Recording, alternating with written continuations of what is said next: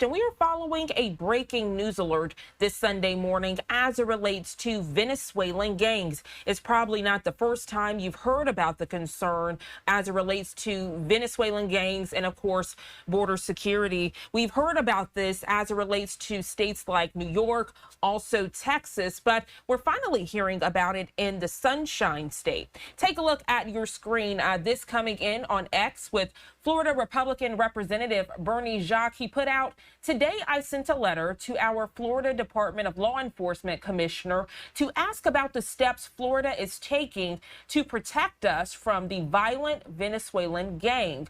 He goes on to say these thugs are allowed to enter our country by the Biden-Harris regime. Joining us live this morning to further discuss is none other than Florida Republican Representative Berny Jacques. Berny, good morning. A pleasure to have you join us on the show. Good morning, Janae. Thanks for having me. So I know when you put this out on X, for many people, it was alarming because they're saying, okay, we've heard about this in Texas. We've heard about this in the Big Apple of New York City. We never thought we would hear about this in the Sunshine State of Florida. Let's go back in time. What brings us to this point? And of course, this concern that you have. Well, what brings us to this point, going back since 2021, when the Biden-Harris regime took over the White House, they've let the open borders become a thing. Not only the open borders, but government-sponsored flights into the interior of our country. And with those invasion-type policies, a lot of unsavory individuals were also let in, including violent thugs, gang members, particularly from this gang called Tren de Aragua, TDA for short. And so what spurred my action to send this letter to our great Commissioner of Florida Department of Law Enforcement is the memo, the internal memo from the Department of Homeland Security that is now public, saying that this gang has a foothold in 16 states across our nation. And so I made sure to reach out to see what Florida is doing to make sure that we are being proactive to continue to secure our state as we've done for many years now. Absolutely. And when people think about why this is so important, they might think to recent court cases where you have illegal immigrants who are accused of raping women in broad daylight in parks. You think of drug smuggling, all of these different things. And from what you're saying, you're trying to keep that from happening here in Florida.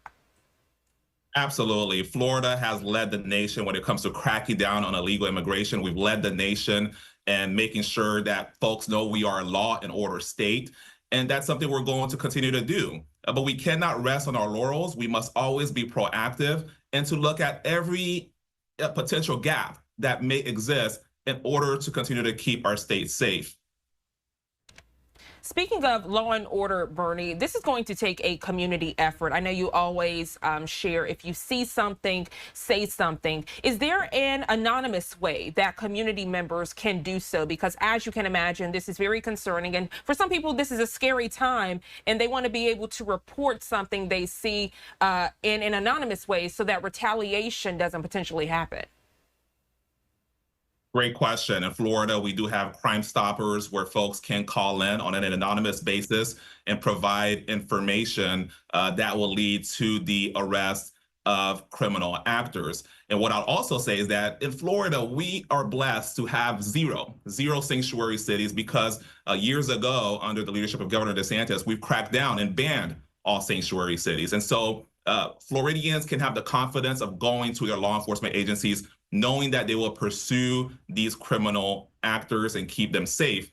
And the other thing I'll say is that there are tools in the toolkit. Just earlier this year, you talk about being proactive. Earlier this year, during the legislative session, I, along with my colleague, Representative Michael, we passed a bill through the House of Representatives that is now law that tackles transnational crime organizations. Now, I'll admit, when I was running this bill, we had the Mexican cartels in mind.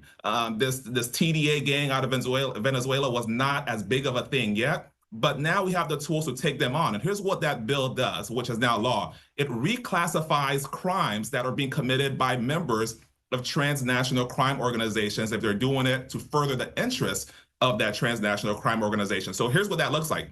If they commit a first-degree misdemeanor, it will get upgraded to a third-degree felony. If they commit a third-degree felony, it gets upgraded to a second-degree felony. If they commit a second-degree felony, it gets upgraded to a first-degree felony. And last but not least, if they commit a first-degree felony, it gets upgraded to a life felony, meaning they'll do the rest of their lives day by day in a Florida state prison behind bars. Bernie, thank you so much for that detailed breakdown. Getting to the crux of this issue, I know you mentioned that this issue is happening under the Biden-Harris regime. You said it started under their regime. What are lawmakers like yourself hoping transitions and happens under the Trump regime? Because I know he's already working closely with international conflict and border security in real time, and he hasn't even had his inauguration yet.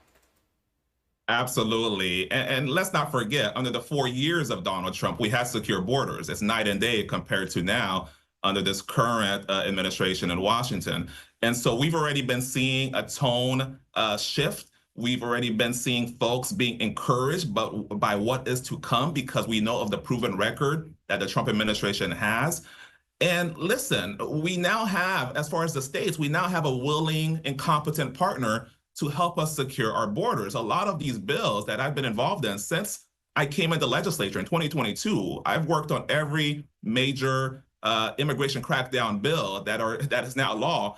The reason why we're reacting to the open borders, we're reacting to the lack of a willing and competent partner in Washington. And now we're going to have one in this new Trump administration. We're looking forward to secure borders. We're looking forward to safety. We're looking forward to the end of the madness that has been the invasion facilitated by this current Biden-Harris regime.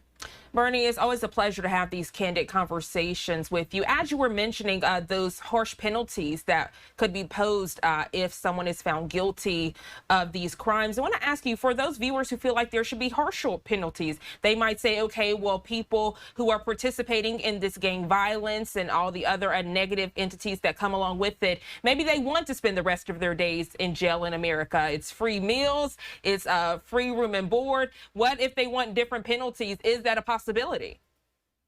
Well, we'll always look at the possibilities. Look, we are a very law and order state here in Florida. I've sponsored legislation that has strengthened our death penalty statutes, and so that's never off the table for these violent thugs. But people can rest assured, I can't speak for the other states, but here in the state of Florida, if you're a criminal actor, you will be dealt with in a very harsh way. It's not going to be easy living in our Florida state prisons.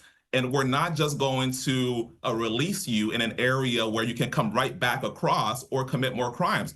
We're going to deal with you in a very severe way here in the law and order state of Florida.